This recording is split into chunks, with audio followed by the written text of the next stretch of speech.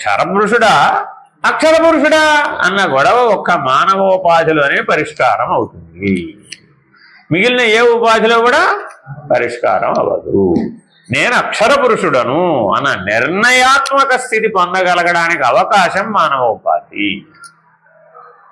ఎప్పటికీ మారని వాడినండి నేను, ఎప్పటికీ కదలని వాడిని, ఎప్పటికీ ప్రకాశాన్నే, ఎప్పటికీ జ్ఞానాన్నే. అసలు మరుపు అనే అవకాశం లేదు, అజ్ఞానం అనే అవకాశం లేనే లేదు. నేనెప్పుడూ సచ్చిదానంద స్వరూపం. సత్ అంటే ఎప్పుడూ ఉన్నవాడిని, చిత్ అంటే ఎప్పుడూ ప్రకాశమే, ఆనందం అంటే ఎప్పుడూ ఆనందమే, ఎప్పుడూ విలక్షణమే. ఆ విలక్షణమైన ఆనందాన్ని ఆనందం ఉంటున్నాం అక్కడ. ఇదేదో గులాబ్ జామున్ తింటూ బాగుందని చెప్పడం కాదు వ్యవహారం. ఇది వ్యవహారం చేత వచ్చిన ఆనందం కాదు, ఇది విషయం చేత వచ్చిన ఆనందం కాదు, ఇది శరీరం చేత వచ్చిన ఆనందం కాదు, ఇది ఇంద్రియాల చేత వచ్చిన ఆనందం కాదు, ఇది ప్రపంచం వలన కలిగిన ఆనందం కాదు, ఇది వస్తుజనిత ఆనందం కాదు. ఎందుకు వీటన్నింటినీ కాదంటున్నావు?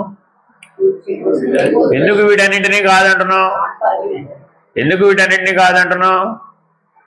ఇవి ప్రతీతి, ఇవి ప్రతిబింబ ఆనందం. ఏమిటండి ఇవన్నీ? ప్రతిబింబ ఆనందం.